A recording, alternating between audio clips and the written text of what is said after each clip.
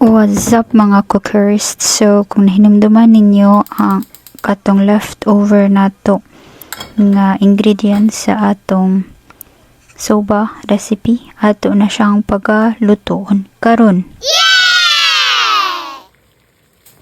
Obvious na kayo ang ato ang recipe tonight. It's a pasta, pero with a twist, of course, because this is no budget show. Para makatipid tayo sa oras, inilagay na lang din natin ang ating string beans nung malapit nang maluto yung ating pasta. Once ready na ang ating pasta at string beans, atin lang yang i-drain at iset aside natin yung string beans at saka yung pasta din. Gawa na tayo ng parang sauce niya. Yung sauce nito, ang base ay yung prepare natin or yung leftover natin sa ating parang pho na recipe. And then para sa procedure ng luto vlog na to, ipi-play ko with a music. So please enjoy.